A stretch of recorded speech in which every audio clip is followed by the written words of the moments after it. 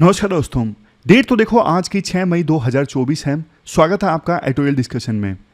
आज total 4 issues हम discuss करेंगे। वैसे 3 ही हैं। एक तो कोर्ट है, कोर्ट के ऊपर पूरा का पूरा आर्टिकल है फ्री प्रेस से संबंधित।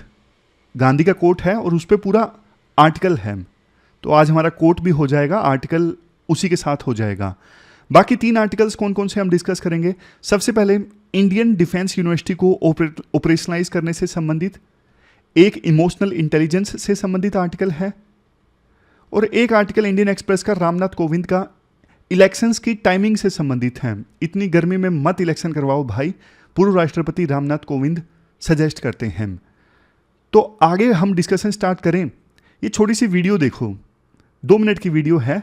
हमारी कम्युनिटी मेंबर मेघा आनंद, उनकी 13 रैंक आई थी, और उनसे मैंने क्वेश्चन पूछा कि आप कम्युनिटी मेंबर्स को क्या मैसेज देना चाहते हो। तो 2 मिनट की वीडियो है, आप देख लीजिए। हमारे साथ मेधा है। मेधा की 13 रैंक आई है इस बार यूपीएससी सीएससी 2023 में, और मेधा अपनी ओनली आईएएस कम्युनिटी की मेंबर है। मेधा बहुत बहुत congratulations. Thank you so much sir. Medha, आप ओनली आईएएस से कब से जुड़े? सर जब से प्रेपरेशन शुरू करी है सर 2017 से, तभी से सर आपके करंट अफेयर्स में सुनती हूँ सर। उसके सर नोट्स भी बनाने की कोशिश की थी, बट समझ धीरे धीरे ही बढ़ी सर।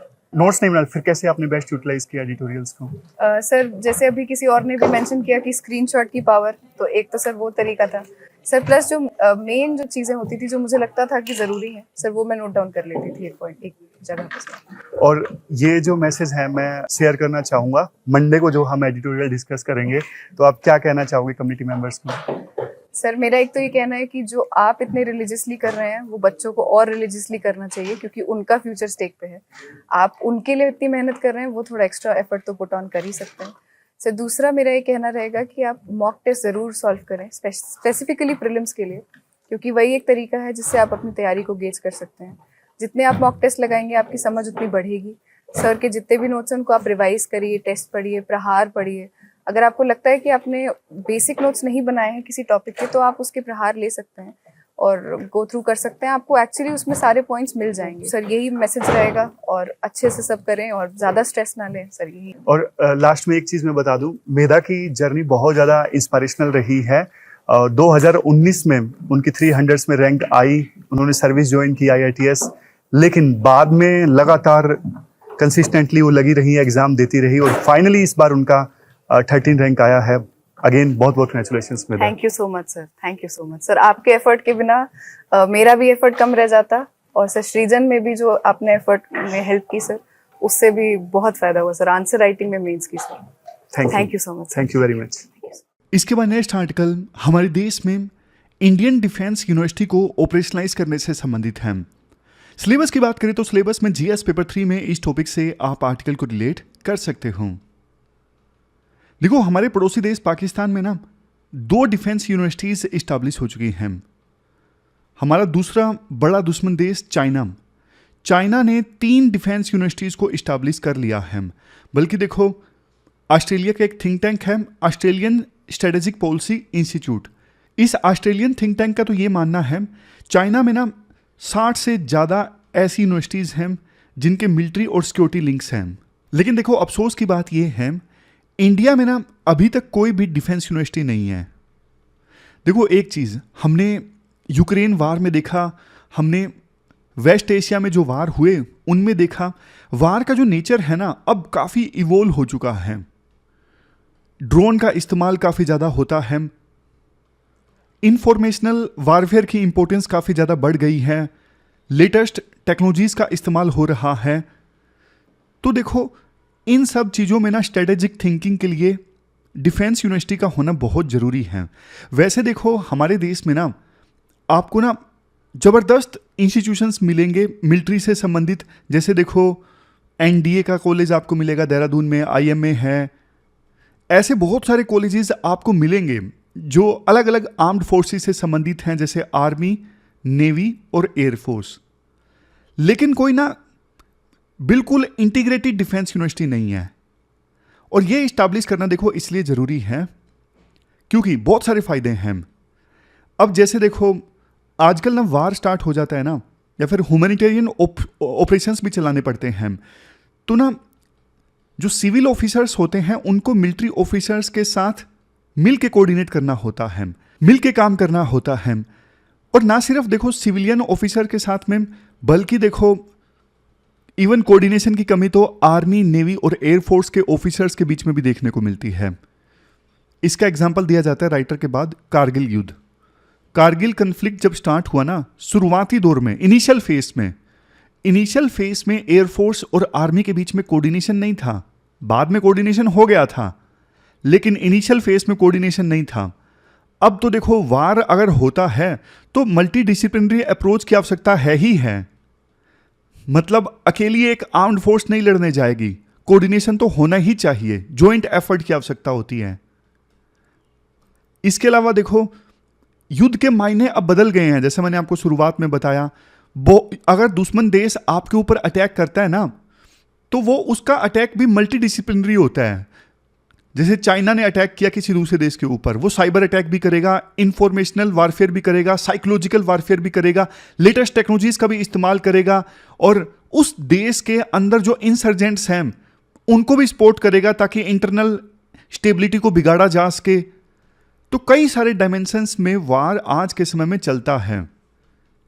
तो ना इस प्रकार के वार से निपटने के लिए ना ऑफिसर्स में स्ट्रेटेजिक थिंकिंग का होना बहुत जरूरी है, और यूनिवर्सिटी इसके लिए होना बहुत जरूरी है। यूनिवर्सिटीज में देखो रिटायर्ड ऑफिसर्स और इवन जो एकेडमिशियंस हैं, स्कॉलर्स हैं, वो देखो ऑफिसर्स को ट्रेन करेंगे, उनको ना बाकायदा सिनेरियोज देंगे कि आपके पास में कम रिसोर्स हैं और आपको ना ये सिचुएशन टैकल करनी है, इन ऑब्जेक्टिव्स को अचीव करना है, तो आप कैसे अपने टारगेट को अचीव करोगे। मतलब बाकायदा रियल टाइम सिचुएशन देके उनको ट्रेन किया जाएगा।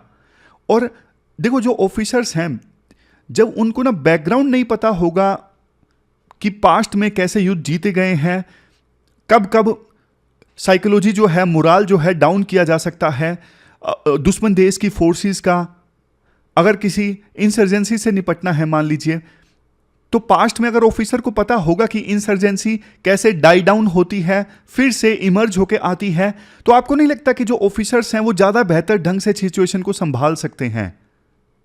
समझ गए?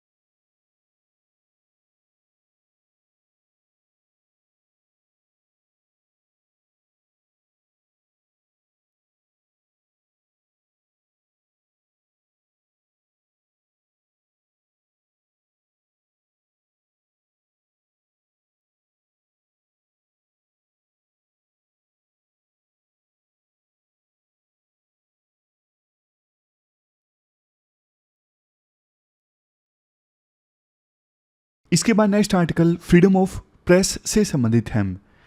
देखो गांधी जी का कोट है, उस पर पूरा आर्टिकल है इंडियन एक्सप्रेस का। आप ना जहां एक तरफ सिलेबस में जीएस पेपर 2 और दूसरी तरफ जीएस पेपर 4 के इस टॉपिक से भी आर्टिकल को रिलेट कर सकते हो। 3 मई को ना वर्ल्ड प्रेस फ्रीडम डे था। एक्चुअली हुआ क्या, 1991 में ना अफ्रीका का एक देश नामीबिया, यहाँ पे ना बहुत सारे जर्नलिस्ट इकट्ठा हुए जिनको ये लग रहा था हमारे देश में ना सिचुएशन ठीक नहीं है और पत्रकारों की जो फ्रीडम है वो खतरे में है। तो वो ना एक शहर में इकट्ठे हुए थे जिसका नाम है विंडहोक, ये शहर का नाम है, जहाँ पे नामीबिया के जर्नलिस्ट इकट्ठा हुए थे। उन्होंने ना मेन 3 पॉइंट्स बोले। सबसे पहला पॉइंट उन्होंने ये बोला कि हमारी जो अकाउंटेबिलिटी है वो जनता के प्रति है, हमारा काम है सच को बाहर लाना, ट्रुथ को बाहर लाना। दूसरी बात उन्होंने ये बोली कि ना ऐसा नहीं होना चाहिए कि मीडिया इंडस्ट्री पे ना कुछ ही लोगों का कब्जा हो, मोनोपोली इस्टेब्लिश हो कुछ ही लोगों की और वो पूरी मीडिया इंडस्ट्री को कंट्रोल करें, ऐसा नहीं होना चाहिए। तीसरी बात उन्होंने ये बोली कि देखो प्रेस को पूरी फ्रीडम होनी चाहिए कि बिना किसी डर के वो अपनी बात रख सकें। अगर देखो प्रेस डर डर के काम करेगा तो फिर तो अकाउंटेबिलिटी फिक्स होगी ही नहीं उन लोगों की जो सत्ता में है, जो पावर में है। तो ये 3 बातें मेनली नामीबिया के पत्रकारों ने बोली थी 1991 में जब वो विंडहोक शहर में इकट्ठा हुए थे। अब ये बातें ना यूएन को भी बहुत अच्छी लगी, यूएन को लगी वाह वाह क्या बातें हैं। तो उन्होंने ना 3 मई का दिन वर्ल्ड प्रेस फ्रीडम के रूप में ऑब्जर्व करना स्टार्ट कर दिया, नामीबिया के पत्रकारों की रिजिलियंस को देख के। हर साल ना 3 मई को ये वर्ल्ड प्रेस फ्रीडम वाला दिन जो है वो सेलिब्रेट किया जाता है। हाल ही में ना यूएन जनरल असेंबली में 3 मई को एक सेशन ऑर्गेनाइज हुआ। तो उस सेशन में ना यूएन जनरल असेंबली के प्रेसिडेंट डेनिस फ्रांसिस, उन्होंने ना एक बात बोली महात्मा गांधी के वर्ड्स में कि प्रेस की जो फ्रीडम है ना एक बहुत ही बेशकीमती प्रिविलेज है, यानी विशेषाधिकार है जिसे ना कोई भी कंट्री वैसे ही नहीं जाने दे सकती। तो उन्होंने ये कहा कि वर्ल्ड प्रेस फ्रीडम डे के मौके पे आइए हम सब अपनी कमिटमेंट जाहिर करते हैं कि पूरे वर्ल्ड में जर्नलिस्ट और मीडिया वर्कर्स को प्रोटेक्ट किया जाए। देखो आर्टिकल में ना एक बात बोली जाती है, गांधी की पर्सनैलिटी से संबंधित ना ज़्यादातर वर्च्यूज से हम ना अवेयर हैं। गांधी कैसे लीडर थे, कैसी मूवमेंट्स उन्होंने चलाई, बट उनका एक पर्सनैलिटी से संबंधित एक एस्पेक्ट जो है ना अभी भी थोड़ा अनछुआ है, ज़्यादा इस पर चर्चा नहीं होती। गांधी ना अपने आप को जर्नलिस्ट मानते थे। गांधी एक राइटर थे और बहुत सारी मैगजीन्स और न्यूज़पेपर्स में लिखा करते थे, एडिटर का काम भी किया करते थे। गांधी को पता था कि जनता जब देखो एक साथ आती है तो कितना बड़ा सोशल चेंज समाज में आ सकता है। साउथ अफ्रीका में अपने शुरुआती दिनों से ही गांधी ने वहाँ पर इंडियन कम्युनिटी को मोबिलाइज करने का प्रयास किया। 33 की एज में गांधी ने अपना एक न्यूज़पेपर लॉन्च किया, इंडियन ओपिनियन। इन पर यूपीएससी क्वेश्चन पूछती है कौन सा न्यूज़पेपर, कहाँ पे गांधी ने लॉन्च किया, नाम क्या था। तो इंडियन ओपिनियन गांधी ने लॉन्च किया साउथ अफ्रीका से। इस न्यूज़पेपर को लॉन्च करने के मेनली देखो 3 पर्पस थे। सबसे पहले जो वाइट मैन थे ना साउथ अफ्रीका में, उनको सेंसिटाइज करना कि भैया आप रंग के आधार पे डिस्क्रिमिनेशन मत कीजिए, या फिर जो कलर्ड पीपल हैं उनकी नीड्स क्या हैं, कैसे उनके साथ में अत्याचार हो रहा है, कैसे उनकी सिचुएशन बहुत ज़्यादा ख़राब है। तो इन सब चीज़ों के बारे में वाइट लोगों को अवेयर करना, सेंसिटाइज करना। दूसरा, वहाँ पे जो इंडियन डायस्पोरा था उनको यूनाइट करना, एकजुट करना। तीसरा पर्पज़ इंडियन ओपिनियन न्यूज़पेपर का ये था, इवन इंडियन कम्युनिटी को ना सेंसिटाइज करना कि ये हमारी कमियां हैं और इन कमियों को हमें ठीक करना है। एक महान लीडर देखो वो होता है जो सिर्फ जनता की विशेष के सामने घुटने ना टेक दे, बल्कि जनता को ये भी बताए कि भैया आप में ये कमी है, आपको ये ठीक करनी है। एक महान लीडर देखो वो होता है। और आजकल देखो ऐसे लीडर्स बहुत कम बचे हैं जो जनता को ये बोलें कि हमें हमारी सोसाइटी में ये कमी है, हमें ठीक करनी है। इसके बाद राइटर ना जर्नलिज्म से संबंधित कुछ एवरग्रीन प्रिंसिपल्स बताते हैं। देखो जो न्यूज़पेपर्स हैं, ये सब मीडिया आउटलेट्स हैं, ये ना एक कॉमन मीडियम का काम करते हैं जहाँ पे ना लोग अपने आइडियाज़ को एक्सचेंज कर सकते हैं और जान सकते हैं वर्ल्ड में क्या कुछ चल रहा है। इसके अलावा they act as a record of period in time. अब देखो आज के जो न्यूज़पेपर्स हैं 50 साल बाद भी रखे रहेंगे, तो 50 साल बाद जो हम सब के बच्चे होंगे वो ना ये देखेंगे कि यार हमारे माता पिता दादा दादी ये सब लोग क्या सोचते थे, उनके क्या आइडियाज़ थे उस समय, क्या कुछ उनके दिमाग में चलता था, उनकी एस्पायरेशंस क्या थी, थॉट्स क्या थी, ये सब पता लगेगा फ्यूचर में हमारे बच्चों को। इसके अलावा देखो जर्नलिज्म में जो स्टोरीज आती हैं उनके माध्यम से अलग अलग जो ग्रुप्स हैं ना, जैसे वुमेन हैं, डिप्रेस सेक्शंस के लोग हैं, स्टूडेंट्स हैं, अलग अलग जो सोशल ग्रुप्स हैं ना, उनको पता लगता है कि हमारे बीच में क्या कॉमनलिटीज़ हैं, क्या चीज़ें कॉमन हैं, क्या हमारे म्यूचुअल कंसर्न्स हैं, सब पता लगता है जर्नलिज्म के माध्यम से। एक प्रकार से ना जर्नलिज्म ब्रिज का काम करता है अलग अलग सोशल ग्रुप्स के बीच में।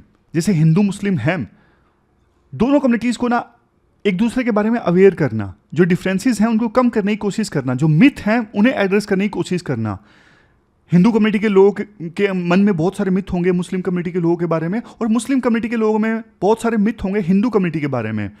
तो उन मिसबिलीव्स को, मिथ्स को एड्रेस करना। बट वो बात देखो अलग है, आज के समय में मीडिया बल्कि डिफरेंस इंक्रीज कर रही है, डिक्रीज नहीं कर रही है। गांधी देखो फ्री प्रेस की आवश्यकता को ना रिकॉग्नाइज करते थे।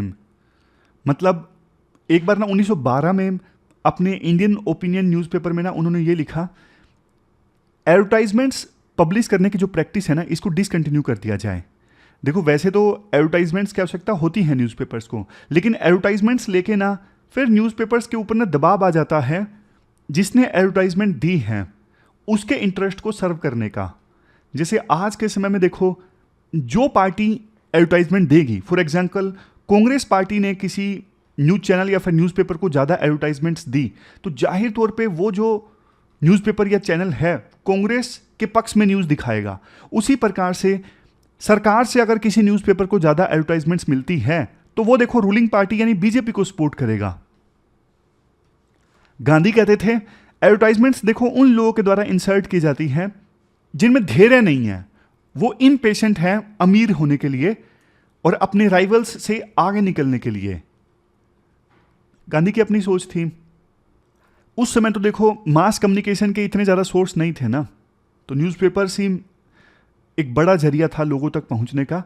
तो साउथ अफ्रीका के बाद वो इंडिया आए और इंडिया में उन्होंने काफ़ी सारे न्यूज़पेपर्स लॉन्च किए, जैसे यंग इंडिया, नवजीवन, उसके बाद हरिजन, ये सब गांधी के द्वारा लॉन्च किए गए थे अलग अलग ईयर्स में।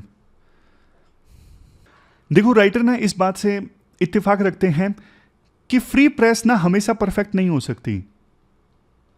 कई बार ऐसा होता है कि कुछ लोग ना प्रेस को कंट्रोल करना इस्टेब्लिश कर देते हैं और फिर प्रेस जो है वो उस पर्टिकुलर पर्सन या फिर ग्रुप का ही नरेटिव प्रेजेंट करती है। जैसे आप इवन गांधी का ही एग्जांपल लीजिए। गांधी का जो न्यूज़पेपर था ना इंडियन ओपिनियन, इवन इस न्यूज़पेपर पे भी आरोप लगते थे कि ये जो न्यूज़पेपर है मर्चेंट्स और ट्रेडर्स के इंटरेस्ट को सर्व करता है। मतलब इस न्यूज़पेपर में बहुत सारे आर्टिकल्स आते थे कि टैक्स कम कर दो, टैक्स इतना क्यों लगाया जा रहा है, बायस्ड था ये ट्रेडर्स के पक्ष में। गांधी के न्यूज़पेपर पे ये आरोप लगता था। लेकिन देखो फिर भी अगर प्रेस के ऊपर रिस्ट्रिक्शंस नहीं रहेंगी ना तो क्रिटिसिज्म भी होगा प्रेस का, कम से कम वो अपना रास्ता चेंज तो कर सकते हैं, ठीक तो कर सकते हैं। इसलिए फ्री प्रेस देखो मैटर करती है। गांधी का जो न्यूज़पेपर था इंडियन ओपिनियन, उन्होंने देखो इंडेंचर्ड लेबर की भी आवाज़ उठाई, मतलब जो लेबर दूसरे देशों से साउथ अफ्रीका में लाई जा रही थी, इंडिया से जो गई, उन लेबरर की आवाज़ भी गांधी ने उठाई। इसके अलावा अफ्रीकन्स के इंटरेस्ट को भी सर्व किया, कैसे अफ्रीकन्स के साथ में डिस्क्रिमिनेशन हो रहा है, कैसे यूरोपियन फार्मर उन्हें लूट रहे हैं, ये सब चीज़ें भी गांधी ने उठाई। गांधी ने यह भी बोला कि अफ्रीकन्स लोकल हैं यहाँ के, लेकिन फिर भी उन्हें पार्लियामेंट में कोई रिप्रेजेंटेशन नहीं हासिल है। अगर देखो फ्री प्रेस होती है ना तो फिर ना जो लोग सत्ता में है ना, जैसे गवर्नमेंट है, पॉलिटिशियंस हैं, इवन जुडिशरी है, इन सब का क्रिटिसिज्म हो सकता है। और क्रिटिसिज्म से ना गवर्नमेंट को, पॉलिटिशियंस को, जुडिशरी को, इनको ना फीडबैक मिलता है और फीडबैक मिलने के बाद वो अपने विचार, अपने डिसीजन चेंज कर सकते हैं। लेकिन अगर फ्री प्रेस नहीं होगी तो सत्ता में बैठे लोगों को ना फीडबैक मिलना ही बंद हो जाएगा। और जब फीडबैक मिलना बंद हो जाएगा तो फिर वो अपने डिसीजन ठीक कैसे करेंगे? उन्हें जब यही नहीं पता कि हम गलत कर रहे हैं, जनता कैसे फील कर रही है ग्राउंड लेवल पे, उन्हें पता ही नहीं लगेगा अगर फ्री प्रेस नहीं होगी तो फ्री प्रेस का ना होना ये तो देखो पूरे समाज के लिए नुकसानदायक है। तो ये पूरा आर्टिकल हमने डिस्कस किया फ्री प्रेस से संबंधित। इसके बाद देखो नेक्स्ट जो आर्टिकल है वो इमोशनल इंटेलिजेंस से संबंधित है। आप ना सिलेबस में जीएस पेपर 4 के इस टॉपिक से आर्टिकल को रिलेट कर सकते हो। देखो आज के व्यस्त जीवन में ना कोई भी इंडिविजुअल जैसे मनीषा है अपनी पर्सनल लाइफ में भी और प्रोफेशनल लाइफ में भी बहुत सारे चैलेंजेस फेस करते हैं। लेकिन देखो अगर कोई इंडिविजुअल के अंदर ये क्षमता है, वो अपने इमोशंस को समझ पाता है और ना अपने इमोशंस को मैनेज कर पाता है। मैं आपको एग्जांपल की सहायता से बताऊंगा, अभी सिर्फ सुनिए। अगर किसी इंडिविजुअल में ये कैपेबिलिटी है, वो अपने इमोशंस को समझ पाता है कि अभी मेरे अंदर गुस्सा है और उसे मैनेज कर पाता है, तो देखो ये चीज़ जो है ना सक्सेस डिफाइन करने में बहुत बड़ा रोल प्ले करती है। आप एग्जांपल देखिए, ए और बी लड़का लड़की आपस में इनका रिलेशनशिप है, दोनों यूपीएससी एस्पायरेंट हैं। अब इनको मेंस लिखना है 10 दिन बाद, लेकिन ना अब इनके बीच में भयंकर लड़ाई हो गई, भयंकर। तूने मेरे साथ ये किया, तूने मेरे साथ ये किया, वो वाली। दोनों ने डिसाइड किया ब्रेकअप कर लेते हैं। अब देखो ए ने ये डिसाइड किया कि यार मानता हूं मैं बहुत ज़्यादा दुखी हूं, लेकिन फिर भी 10 दिन दूर है एग्जाम। उसे अपने इमोशंस पता था कि इमोशंस उमड़ उमड़ के आ रहे हैं बी के लिए और मेंटल स्टेट बहुत पुअर है। तो ना उसने अपनी इस स्टेट को समझा और ना कुछ काउंसलिंग का सेशन लिया और ग्रुप स्टडी करना स्टार्ट किया अगले 10 दिनों के लिए। दूसरी तरफ बी की मेंटल स्टेट भी ऐसी थी, लेकिन बी ने ना अपने आप को काट लिया पूरा, दोस्तों से अपने आप को अलग कर लिया और रह के कोसना स्टार्ट कर दिया कि ए ने मेरे साथ धोखा कर लिया, ये है वो है। तो ना ए का तो एग्जाम थोड़े ठीक ठाक गए। क्यों? क्योंकि ए ने ना अपने इमोशंस को समझ लिया था कि यार मेरे इमोशंस मुझे पढ़ने नहीं देंगे, तो उसने एक्शन लिया। एक्शन क्या लिया? उसने काउंसलिंग का सेशन लिया, उसने ग्रुप स्टडी स्टार्ट कर दी अच्छी रिवीजन करने के लिए। बी ने अपने इमोशंस को नहीं समझा और ये नहीं समझा कि इससे तैयारी पे क्या इंपैक्ट पड़ेगा, वाइज डिसीजन नहीं लिया बी ने। तो ये जरूरी होता है इमोशनल इंटेलिजेंस का होना। इमोशंस में आके तुरंत की तुरंत कोई डिसीजन ले लेंगे, पता ही नहीं मन में क्या चल रहा है, तो उससे देखो अपने को नुकसान हो जाता है। राइटर इसके बाद आर्टिकल में कहते हैं देखो ये ना हमारे इमोशंस ही होते हैं जिसके आधार पे ये डिसाइड होता है हम कैसे इंडिविजुअल्स के साथ इंटरेक्ट करते हैं, कम्युनिकेट करते हैं। अगर देखो हमारे इमोशंस किसी के प्रति अच्छे हैं तो हम उनके साथ में अच्छे से एक्ट करेंगे। अगर हमें गुस्सा आ रहा है किसी और के ऊपर तो शायद हम उससे अच्छे से इंटरेक्ट नहीं करेंगे। बट देखो हमेशा हमें इमोशंस के आधार पे नहीं चलना चाहिए। हमेशा इमोशंस एक अच्छे गाइड नहीं होते। आप देखो सिविल सर्वेंट हो, डीएम बन गए, अब कल को देखो आपका सामना ना एक ऐसी भीड़ से हो गया जिसमें ना लीडर अपना पर्सनल इंटरेस्ट देख रहा है और लोगों को ना गुमराह कर रहा है बहुत ज़्यादा। आपको ना उस पर बहुत ज़्यादा गुस्सा आ रहा है, बहुत ज़्यादा मन कर रहा है एक चपाट मार के उसको अभी सीधा कर दो। लेकिन देखो आपको पता है अभी भीड़ के सामने ऐसा कोई एक्शन लिया तो तुरंत की तुरंत सिचुएशन आउट ऑफ कंट्रोल हो जाएगी। तो सिविल सर्वेंट के लिए बहुत ज़रूरी है अपने इमोशंस को समझना कि भैया गुस्सा आ रहा है लेकिन गुस्सा को कंट्रोल करना है, सिचुएशन बिगड़ जाएगी। नेक्स्ट पॉइंट देखो फीलिंग्स और नीड्स के बीच में ना एक गहरा नाता होता है, रिलेशन होता है। अगर हमें हमारी फीलिंग्स के बारे में पता है ना तो हमें उसके आधार पे पता लग जाता है हमारी नीड्स क्या हैं। जैसे एग्जाम्पल के तौर पे काफ़ी लो फील हो रहा है, थका थका सा महसूस हो रहा है, तो पता लग जाता है कि क्या आवश्यकता है फीलिंग के आधार पे। हाँ हमें मूड को थोड़ा लाइट करने की आवश्यकता है, थोड़ा रिफ्रेश होने की आवश्यकता है। तो ना फीलिंग एक प्रकार से ना गेटवे है जिसके बेस पे हम आवश्यक एक्शंस लेते हैं। राइटर कहते हैं अगर देखो वर्क प्लेसेस पे इमोशनल इंटेलिजेंस है ना, वर्क प्लेसेस पे इमोशंस के बारे में, टीम को सेल्फ अवेयरनेस है, इमोशनल इंटेलिजेंस है, इफेक्टिव कम्युनिकेशन है, सपोर्टिव वर्क इन्वायरमेंट है। तो ऐसी सिचुएशन में ना जो एम्प्लॉयज़ है ना वो एम्पावर्ड फील करते हैं, उनकी प्रोडक्टिविटी ज़्यादा आती है। मैं आपको एग्जाम्पल की सहायता से बताता हूँ। दो टीम है ए बी। अब ना दोनों को एक टास्क दिया गया जो थोड़ा डिफिकल्ट था कि एक दिन के अंदर अंदर आपको इस प्रोजेक्ट को कंप्लीट करके दिखाना है। अब देखो, जहां एक टीम को पता था कि टास्क अचीव करना थोड़ा डिफिकल्ट है, इसलिए टीम स्ट्रेस में आ गई, और बी को भी पता था, वो भी स्ट्रेस में आ गई। लेकिन ना जहां ए टीम में एम्प्लॉयज ने एक दूसरे को कम्युनिकेट किया कि यार स्ट्रेस में हूं मैं, बढ़िया ढंग से कम्युनिकेट किया और एक दूसरे को बताया कि यार एंजाइटी हो रही है, टेंशन हो रही है, हो पाएगा नहीं हो पाएगा, लेकिन उन्होंने ना अपने इन इमोशंस को कंट्रोल किया, एक दूसरे के साथ बेटर कम्युनिकेशन किया, साझा किया, एक दूसरे को सपोर्ट किया, तो इस टीम की प्रोडक्टिविटी काफ़ी ज़्यादा आई। बी टीम में भी स्ट्रेस था, लेकिन ना कम्युनिकेशन नहीं था, सब एक दूसरे से कटे कटे से थे, इन्फीरियर फील कर रहे थे, एक दूसरे से जल रहे थे, तो बी टीम की जो प्रोडक्टिविटी है काफ़ी ज़्यादा कम हो गई। तो किसी भी वर्क प्लेस पे जब ये सारी चीज़ें होती है ना, जब effective communication, self awareness, emotional intelligence, तो ना वहाँ पे जॉब सेटिस्फैक्शन ज़्यादा आता है। लास्ट में देखो कुछ जनरल सी चीज़ें हैं, जैसे जिन एम्प्लॉयज़ में हाई इमोशनल इंटेलिजेंस होता है वो अपनी रिलेशनशिप्स को अच्छे से हैंडल करते हैं। आप लाइब्रेरी में पढ़ते हो, लाइब्रेरी में कोई स्टूडेंट ऐसा है जिसका नेचर काफ़ी ख़राब है, आपको पता है यार ये लड़ने के लिए हमेशा तैयार रहता है, मूड ख़राब कर देता है पूरा। अब उसने ना सुबह सुबह आपको कुछ बोल दिया, अगर इमोशनल इंटेलिजेंस है तो आपको पता है कि यार मुझे सोचना ही नहीं, जवाब इसको देना ही नहीं, क्योंकि पूरा दिन खराब चला जाएगा। आप जस्ट इग्नोर मार देते हो कि भाई तुम जाओ यार। अगर आपको अपने इमोशंस पता है, ढंग से मैनेज कर पाते हो, तो आप अपना फ़ायदा देखते हुए इग्नोर मार दोगे। अगर आपके अंदर इमोशनल इंटेलिजेंस नहीं है तो आप उस पर्सन से उलझोगे, आप बोलोगे तूने मुझे ऐसे क्यों बोल दिया, कैसे बोल दिया। थोड़ी बहुत गर्मा गर्मी होगी, बहस होगी, उसके बाद पूरा दिन खराब, पढ़ाई नहीं होगी, नुकसान किसका। तो कहने का मतलब है जिनमें हाई इमोशनल इंटेलिजेंस होती है ना, वो कन्फ्लिक्ट को अच्छे से हैंडल कर पाते हैं, उनके अंदर एडेप्टेबिलिटी होती है, रिलेशनशिप को अच्छे से मेंटेन कर पाते हैं और ट्रस्ट गेन कर लेते हैं दूसरों का, टीम्स को मोटिवेट करते हैं, वर्क प्लेसेस पे पॉजिटिव वर्क इन्वायरमेंट इस्टेब्लिश करते हैं।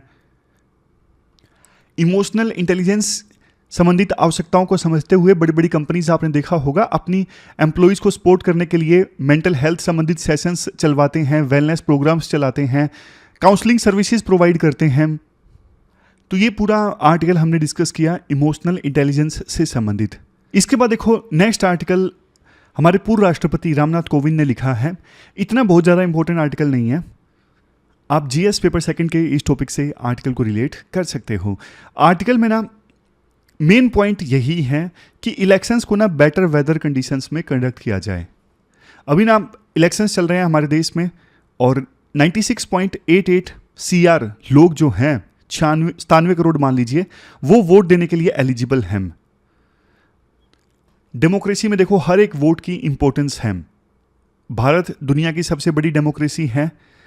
अब देखो इलेक्शन हो रहे हैं, वैसे तो इलेक्शन कमीशन ऑफ इंडिया ने ना तमाम तरह के प्रयास किए हैं वोटर्स को जागरूक करने के लिए कि वो अपने मत का इस्तेमाल जरूर करें, और 2 फेज के इलेक्शंस अभी हो चुके हैं।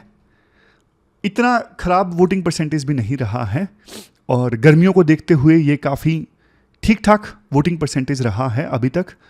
लेकिन देखो जब भी इलेक्शन कमीशन ऑफ इंडिया, दूसरे एक्सपर्ट्स चर्चा करते हैं ना इलेक्शंस पे, उनका एक डर जरूर सामने आता है, ऐसे इस गर्मी के मौसम में ज़्यादा से ज़्यादा लोगों को पोलिंग बूथ तक लाया जाए। अब देखो वैसे तो कहने को हम कह सकते हैं कि इलेक्शंस अच्छे मौसम में होने चाहिए, जैसे नवंबर में होने चाहिए, मौसम बढ़िया रहता है, फरवरी में होने चाहिए, बट देखो हर बार सिमिट्री रह नहीं सकती। संविधान कहता है कि किसी भी सरकार का कार्यकाल ना 5 साल का हो सकता है और सरकार अपना कार्यकाल पूरा करे उससे पहले इलेक्शन हो जाने चाहिए। ऐसा नहीं कि सरकार ने 5 साल पूरे किए उसके बाद इलेक्शन कमीशन ऑफ इंडिया जागे कि हाँ यार अब इलेक्शन करवाते हैं और 2-3 महीने एक्स्ट्रा दे दिए जाएं, ऐसा नहीं होता। तो अभी जो लोकसभा है ना 17वीं लोकसभा, वो एक्सपायर हो रही है 16 जून को। उससे पहले पहले नई लोकसभा का गठन जरूरी है। इसी वजह से अभी जो इलेक्शन चल रहे हैं ना, इनका रिजल्ट आएगा 4 जून को। अप्रैल में ये इलेक्शन स्टार्ट हुए और जून में खत्म होंगे। एक ही फेस में पूरे देश में इलेक्शंस नहीं करवाए जा सकते, लॉजिस्टिक्स चैलेंजेस आते हैं। जैसे देखो, सिक्योरिटी फोर्सेस की कमी है ना, पूरे देश में एक ही समय में इलेक्शन होंगे तो इतने सारे हम जवान कहाँ से लाएंगे सिक्योरिटी प्रोवाइड करने के लिए। तो देखो, वैसे इलेक्शन कमीशन ऑफ इंडिया ने ना ECI, IMD, NDMA और ministry of health and family welfare सबके रिप्रेजेंटेटिव्स को मिला के टास्क फोर्स का गठन किया, ताकि अभी जो हीट वेव या फिर ह्यूमिडिटी है, इसके इम्पैक्ट को एनालाइज किया जा सके हर एक पोलिंग बूथ के 5 दिन पहले, इलेक्शन से 5 दिन पहले, ताकि कोई एक्शन लेना हो तो लिया जा सके। कोई हेल्प चाहिए पोलिंग बूथ पे तो वो हेल्प प्रोवाइड की जा सके। और इलेक्शन कमीशन ऑफ इंडिया ने भी स्टेट लेवल अथॉरिटीज़ को बोला है कि आप पोलिंग बूथ पे ये अरेंजमेंट्स करिए, जैसे शेल्टर प्रोवाइड कीजिए, पीने का पानी प्रोवाइड कीजिए, पंखे प्रोवाइड कीजिए, ताकि लोगों को दिक्कतें ना आएँ। लेकिन देखो, ये तो तब है ना जब लोग पोलिंग बूथ पे पहुंच जाएं। अगर पहुंचे ही ना, गर्मी देख के घर में ही रहे, तो फिर इलेक्शन कमीशन ऑफ इंडिया क्या कर सकता है। इवन देखो, चुनाव प्रचार में भी दिक्कत आती है। जून का महीना है, मई का महीना है, अब इतनी गर्मी में चुनाव प्रचार करना भी देखो डिफिकल्ट हो जाता है। तो राइटर कहते हैं, जैसे देखो वन नेशन वन इलेक्शन की बात पे हम डिबेट कर रहे हैं, उसी प्रकार से इलेक्शन के टाइम पे भी हमें डिस्कशन करनी चाहिए, टाइम पे भी हमें चर्चा करनी चाहिए। रामनाथ कोविंद कहते हैं, जो मेरी अध्यक्षता में कमेटी गठित की गई थी ना, वन नेशन वन इलेक्शन पर रिपोर्ट सबमिट करने के लिए, उस कमेटी में हमने इस मुद्दे पे विचार वैसे नहीं किया था इलेक्शन के टाइमिंग से संबंधित, लेकिन अब मुझे लग रहा है कि इस इशू पर भी डिस्कशन होना चाहिए, टाइमिंग पे भी डिस्कशन होना चाहिए। तो ये थी हमारी आज की डिस्कशन। लास्ट में क्वेश्चंस हम देख लेते हैं। अभी ये 2 क्वेश्चंस देखो आपको अटेम्प्ट करने हैं, एक तो फ्री प्रेस से संबंधित और दूसरा इमोशनल इंटेलिजेंस से संबंधित। दोनों अच्छे क्वेश्चंस हैं, दोनों के आंसर नहीं, ऊपर वाले का आंसर आपको 250 वर्ड्स में देना है, नीचे वाला एथिक्स का क्वेश्चन है, इसका आंसर आपको 150 वर्ड्स में देना है। तो ये थी हमारी आज की डिस्कशन। कल मिलते हैं फिर से एक नई डिस्कशन के साथ, तब तक आप अपना ख्याल रखिए। Thank you very much for discussion.